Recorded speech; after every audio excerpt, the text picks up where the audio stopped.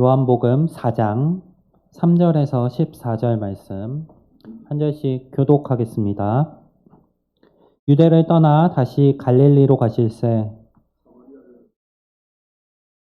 사마리아에 있는 수가라 하는 동네에 이르시니 야곱이 그 아들 요셉에게 준 땅이 가깝고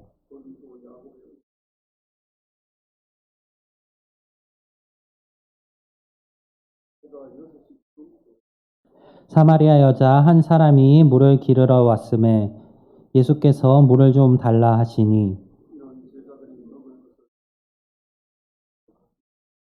사마리아 여자가 이르되 당신은 유대인으로서 어찌하여 사마리아 여자인 나에게 물을 달라 하나이까 하니 이는 유대인이 사마리아인과 상종하지 아니함이러라.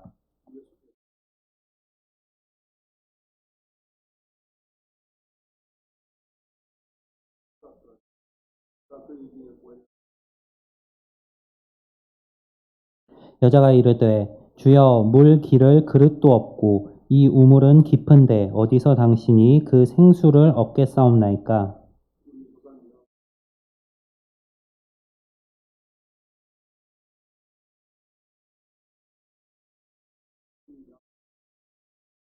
예수께서 대답하여 이르시되 이 물을 마시는 자마다 다시 목마르려니와 함께 읽겠습니다. 내가 주는 물을 마시는 자는 영원히 목마르지 아니하리니 내가 주는 물은 그 속에서 영생하도록 솟아나는 샘물이 되리라. 아멘. 성도님들은 우리 삶에 있어서 가장 필요한 게 무엇이라고 생각하시나요? 우리 일반적으로 의식주를 중요한 것으로 꼽습니다. 그런데 그 의식주 중에 우리의 삶에 있어서 가장 빠르게 영향을 끼치는 게 무엇일까요? 집이 없다면, 옷이 없다면, 먹을 게 없다면 어떻게 될지 한번 생각해 보시기 바랍니다. 우리 음식이 없을 때 가장 빠르게 우리에게 치명타로 다가오겠죠. 집이 없으면은 저기 노숙을 해도 될 것이고 옷이 없다면 약간 부끄러움이 있겠지만 우리의 몸에 직접적인 위해가 가해지는 일은 겨울 정도겠죠. 그런데 음식이 없다면은 사람들은 어느 시간, 어느 때, 어느 장소라도 굉장히 몸에 고통이 따르게 되어 있습니다. 그래서 어떤 특별한 목적을 가지고 단식 투쟁을 하는 사람들이 있습니다. 자기 몸에 고통을 가하면서 다른 사람들에게 자기 주장을 관철하는 것인데요. 단식 투쟁을 할 때 단식이라고 하지만 실제로 먹는 게 두 가지 있다고 합니다. 무엇인지 혹시 아시나요? 물하고 소금을 먹는다고 합니다. 사람이 물을 안 먹으면서 또 아무것도 안 먹으면은 일주일을 버티기 힘들다고 합니다. 근데 물만 먹으면은 30일 정도를 버틸 수 있다고 하고 소금을 같이 먹으면은 최대 100일 정도까지는 어떻게 버텨볼 수 있다고 합니다. 그래서 물과 소금을 먹는데 오늘 이 물과 관련된 이야기를 해주시는 예수님에 대해서 한번 살펴보겠습니다. 물이 우리 삶에 굉장히 중요하다라는 것을 기억하시면서 한번 말씀을 살펴보도록 하겠습니다. 네, 오늘 함께 읽은 본문은 여자와 예수님의 대화를 중점적으로 다루고 있습니다. 이 여자는 사마리아 지역에 사는 여자였습니다. 사마리아라는 지역은 지금 이스라엘 땅 가운데 포함되어 있지만 유대인들이 굉장히 꺼려하는 지역입니다. 왜냐하면 그 사마리아 민족이 이 유대인들과 같은 민족이었는데 배반한 사람들로 여겨졌기 때문입니다. 원래 유대인들은 이방인들을 싫어합니다. 왜냐하면 이방인들은 하나님께 택함 받은 이 하나님의 백성 이스라엘에 포함되지 못한 사람으로 율법을 모르고 죄를 범하는 사람들이기 때문에 그들을 부정하다 여기고 싫어합니다. 그런데 이방인보다 사마리아인들을 더 싫어합니다. 그 원래 같은 민족이었지만 다른 민족과 섞여버린 그래서 하나님의 그 율법을 들었음에도 불구하고 타락한 자들이라는 생각을 가지고 그들을 굉장히 싫어합니다. 그래서 유대인들이 사마리아 땅을 지나가는 일이 거의 없습니다. 사마리아 땅을 가로질러 가면은 훨씬 빠를 길임에도 불구하고 사마리아 땅을 이렇게 돌아서 더 오랜 길을 걸어갈 정도로 사마리아에 가는 것을 싫어했습니다. 그런데 오늘 예수님께서는 그 사마리아 지역으로 가십니다. 그리고 그 사마리아 지역에서 유대인이 절대로 하지 않을 행동을 하십니다. 바로 사마리아 사람에게 말을 거는 것입니다. 심지어 이 사람은 여자입니다. 사마리아 여자에게 말을 거는 예수님. 그때 한 이야기가 물을 좀 달라라는 이야기입니다. 예수님께서 물을 달라고 하자 이 사마리아 여자는 굉장히 당황했을 것입니다. 원래 자신에게 신경도 안 써야 되는 유대인이 자기에게 물을 달라라고 하고 있기 때문입니다. 그래서 이 여자는 놀라서 물어봅니다. 당신은 유대인인데 어찌하여 나한테 물을 달라고 하십니까?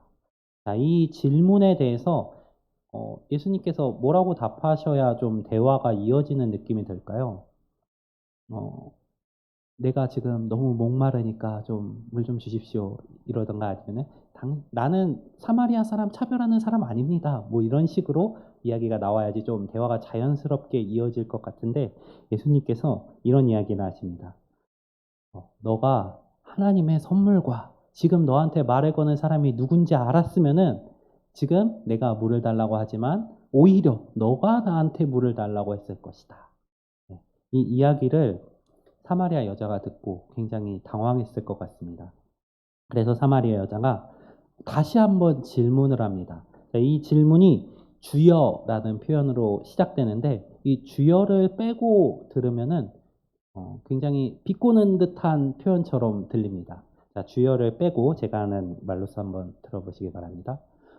당신 물 기를 그릇도 없고 여기 있는 이 우물은 깊은데 당신이 어떻게 나한테 물을 줄 수 있겠습니까?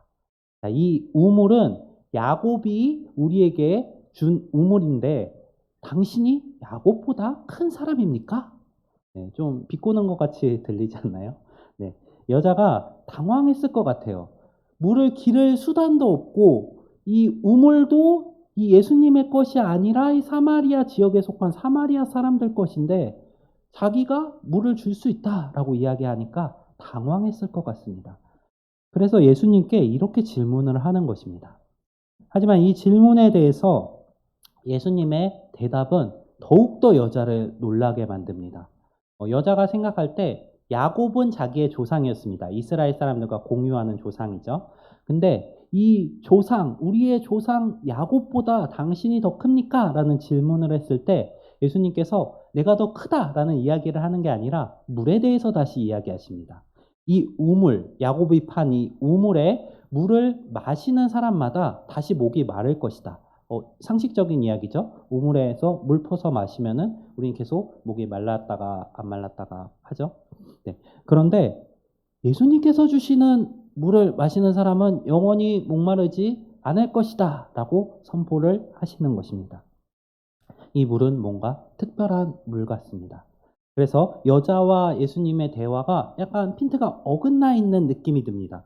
예수님께서 물이라고 표현은 하시지만 이것은 뭔가 물이 아닌 듯한 느낌을 들게 만듭니다.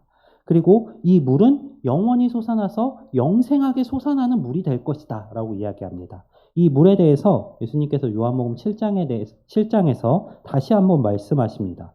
요한복음 7장 38절, 39절에서 이렇게 설명하십니다. 나를 믿는 자는 성경의 이름과 같이 그 배에서 생수의 강이 흘러나오리라 하시니.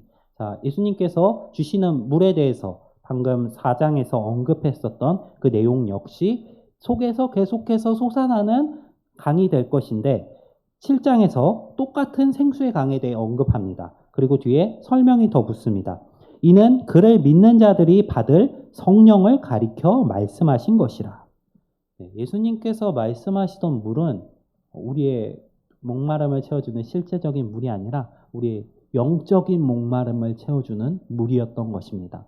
그래서 예수님께서는 이 여자가 이해할 수 없는 그 물에 대해서 지금 설명을 하고 계셨던 것입니다. 그래서 둘의 대화가 약간 엇갈리면서 평행선을 달리는 느낌을 들게 만들었던 것입니다. 자, 여자가 질문했던 내용이 이것입니다. 우리 조상 야곱이 이 우물을 우리에게 주셨는데 당신이 야곱보다 큽니까? 예수님이 야곱보다 크신 분인가요? 우리 성도님도 어떻게 생각하시나요? 자, 크다 작다라는 걸 비교할 수 없는 분이십니다. 사실 크다 작다는 같은 선상에 있을 때 이게 더 큰 것 같아 라고 비교를 하지, 하나님과 우리가 누가 더 크냐 이런 질문을 하면은 비교하기도 민망한 질문인 것 같습니다. 예수님께서 말씀하시는 물의 내용만 보면은 예수님이 이 야곱과 결코 비교할 수 없는 분이심이 잘 드러납니다. 야곱이 아무리 우물을 팠고, 당시에 우물은 굉장히 중요한 것이었습니다. 광야에서 살던 이 이스라엘에게 있어서 우물은 생명과 같은 것이었습니다. 제가 아까 말씀을 시작하면서 이야기했던 예시를 보면 물이 없으면은 일주일을 버티기가 힘듭니다. 근데 그 우물을 파서 여기서 계속해서 물이 나게 만드는 것, 그 우물의 소유권이 굉장히 중요했습니다. 그래서 창세기를 보시면은 우물 때문에 막 싸움이 나고 다툼이 나는 장면들도 등장을 합니다. 그만큼 중요한 이 우물인데, 이 우물에서 나는 물하고 예수님께서 주시는 물 비교하면 어떻게 생각이 드시나요? 예수님께서 주시는 물, 당장 사람들에게 없어도 될 것 같아 보입니다. 예수님이 주시는 성령이 없어도 지금 예수님 모르는 세상 사람들이 잘 살아가고 있는 것처럼 보입니다. 하지만 우리에게 실제적으로 이 물이 없다면, 진짜 물이 없다면은 이 사람들은 살아갈 수가 없습니다. 즉각적으로 나타나는 것은 실제 물이 더 커 보입니다. 하지만 우리의 삶의 전체를 보았을 때 예수님께서 주시는 물이 없는 것이 훨씬 더 불행한 일입니다. 오늘 예수님께서 이 여자에게 이야기하시는 내용이 이것입니다. 예수님은 인간의 몸으로 오셨기 때문에 고통도 느끼셨고 괴로움도 느끼셨고 목마름도 느끼셨습니다. 지금 성경은 예수님께서 지치셨다라고 표현을 합니다. 예수님께서 인간의 몸을 입고 오셨기 때문에 지치시는 육체를 가지고 계셨습니다. 그 지친 상태에서 여자에게 구한 것입니다. 물을 달라고, 이 지침을 조금이라도 해소할 수 있는 물을 요청하신 것입니다. 하지만 예수님께서 이 여자에게 줄 수 있는 물은 당장은 여자에게 아무런 반응이 없어 보입니다. 아무런 효과가 없어 보입니다. 하지만 이 물은 영생을 주는 물입니다. 어떤 게 더 가치 있는 물인가요?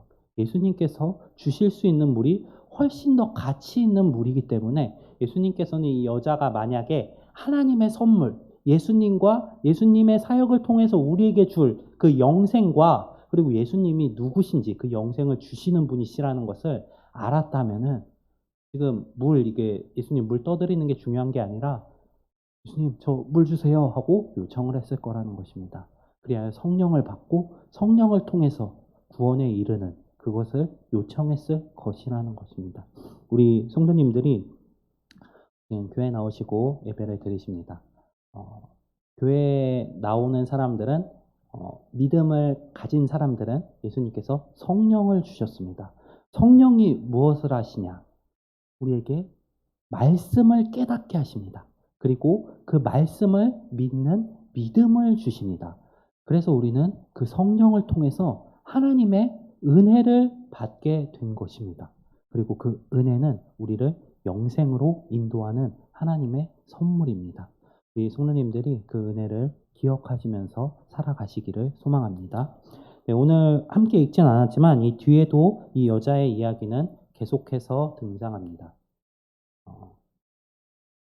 불 때문에 좀 신경 쓰이시죠? 그 불 숫자 밑에 1번 불 들어오게 누르시고 그 바를 좀 내려주시면은 이게 조명이 꺼지면서 괜찮을 겁니다. 네. 어디까지 했죠? 네. 여자에 대한 이야기가 계속해서 이어집니다. 이 여자는 예수님과의 대화를 통해서 예수님이 누구신지를 깨닫습니다. 그리고 예수님께서 그리스도라는 것을 깨닫고 이제 여자의 반응이 중요합니다. 여자는 어떻게 하죠? 이제 구원을 받은 사람으로서 내게 그 영생하도록 물을 주실 수 있는 분이 누구인가를 깨달았으면 어떻게 하죠? 그 영생의 소식을 마을에 전하기 위해 달려갑니다. 우리 지난주에 이웃초청 주일을 지났는데 이웃초청이 사실 교회의 가장 중요한 본분입니다. 예수님께서 승천하시면서 제자들에게 분명히 명령하셨습니다. 너희는 이 복음을 세상 끝까지 전하여라. 그리고 그 복음을 전하는 것을 가장 중요한 사역, 하나님께서 가장 기뻐하시는 일이라고 설명하셨습니다. 이 여자가 예수님이 누구인가 깨닫고 나서 우리의 삶의 문제를 해결해 주실 수 있는 분, 삶과 죽음의 그 문제를 해결해 주실 수 있는 영생과 생명을 주실 수 있는 분이라는 걸 깨닫자 이 여자의 반응은 복음을 전하는 것이었습니다. 제자들이 복음서 가운데 예수님을 계속해서 따라다니면서 배웠습니다. 하지만 복음서는 제자들의 모습을 조금 실패하는 모습으로 계속해서 그리고 있습니다. 베드로가 예수님을 부인하고 제자들은 부인하면서 실패하는 듯 끝납니다. 하지만 이때 제자들에게 없던 게 있습니다. 바로 예수님께서 주시는 성령이 없었습니다. 예수님께서 성령을 주신 이후의 제자들의 삶이 진짜 제자들의 삶입니다. 그 제자들은 성령을 받자 예수님의 명령을 기억해내고 복음을 전하기 위해 세상 끝으로 퍼져나갔습니다. 오늘 본문 가운데 예수님께서 주시는 물을 이렇게 표현합니다. 예수님께서 물을 주시면은 그 물이 우리 속에 있어 계속해서 솟아나는 샘같이 된다. 생수의 강이 되어 흐를 것이다. 성령이 바로 이렇습니다. 하나님께서 우리에게 성령을 주시는 것은 딱 한 번입니다. 우리 가끔 기도할 때 하나님 성령을 제게 주십시오 하는 기도를 하죠. 이거 약간 잘못된 기도입니다. 우리는 성령을 한 번 받음으로 그 성령은 우리를 떠나지 않으시고 계속해서 우리 안에 계십니다. 그런데 오늘 본문 가운데서 예수님이 말씀하시는 것처럼 성령의 그 생수의 강이 넘쳐 흐르는 사람이 있고 성령은 받았는데 자기 안에서만 머무는 사람들도 있습니다. 이 성령이 넘쳐 흐르는 사람들은 성령 충만함을 받아서 예수님의 일을 감당하는 사람들에게만 이루어집니다. 예수님께서 이 사마리아 여자와 대화가 끝난 이후에 제자들이 궁금해서 예수님께 다가옵니다. 예수님 왜 저 여자하고 대화하고 있지? 하면서 다가오셔서 예수님께 이야기를 걸자 예수님께서 배고프시지 않나고 물어보자 제자들 원래 음식 사러 갔었죠. 그러자 예수님께서 이렇게 이야기하십니다. 나는 너희가 알지 못하는 양식을 가지고 있다. 자, 물과 양식 두 개 다 삶에 있어서 굉장히 필요한 부분이죠. 근데 예수님께서 가지고 있는 양식이 우리가 일반적으로 생각하는 그 음식들일까요? 결코 아닙니다. 예수님께서 앞에서 영적인 생수를 이야기하셨듯이 이제 영적인 음식에 대해서 이야기하십니다. 예수님께서 말씀하시는 음식이 오늘 함께 읽은 4장 뒷부분 34절에서 이렇게 표현됩니다. 예수께서 이르시되 나의 양식은 나를 보내신 이의 뜻을 행하며 그의 일을 온전히 이루는 이것이니라. 예수님께서 주시는 우리 속에서 솟아나는 생수를 가진 사람들은 그 양식을 가지고 나아갑니다. 그 양식이 우리 삶의 영적인 생수인 성령을 받은 사람들은 영적인 양식인 하나님의 일을 감당하러 나아가는 것입니다. 오늘 본문에 등장하는 사마리아 여자가 그랬고 또 예수님의 제자들이 그랬고 또 교회를 섬기는 많은 사람들이 그러합니다. 우리 성도님들이 이 생명의 양식과 영의 양식과 영의 물을 사모하셨으면 좋겠습니다. 우리 안에 부어주신 그 생수의 강이 넘쳐 흘러서 우리를 넘어서 이 지역에 넘쳐 흐르는 생수의 강이 되기를 소망합니다. 우리 대남교회에 주신 그 생수의 강이 넘쳐 흘러서 이 대방동 지역 가운데 주의 복음이 넘쳐나고 또 우리가 그 영의 양식을 사모함으로 주의 일들을 잘 감당해내므로 이 세상 가운데서도 모범이 될 수 있는 그러한 교회가 되기 소망합니다. 우리 성도님들 한 분 한 분이 그러한 성도님들 되시기를 바랍니다. 오늘 말씀 기억하면서 제가 잠시 기도하겠습니다. 사랑이 많으신 하나님 아버지, 우리를 택하시고 또 영원한 생명, 생수와 또 주의 일을 감당할 수 있는 기쁨인 양식들을 우리 가운데 부어주시는 애 감사드립니다. 주님, 우리가 세상적인 양식과 세상적인 즐거움, 세상적인 물만을 바라보는 것이 아니라 주님께서 우리에게 주신 그 영적인 양식들, 영적인 물들을 바라보며 주의 일들을 기쁨으로 감당하는 사람들 되게 하여 주시옵소서. 그것이 우리에게 생명을 주신 주님의 뜻임을 기억하면서 이 세상 가운데서 빛을 발하는 우리 모든 교회 성도들 될 수 있도록 인도하여 주시옵소서. 감사하며 예수님 이름으로 기도드립니다.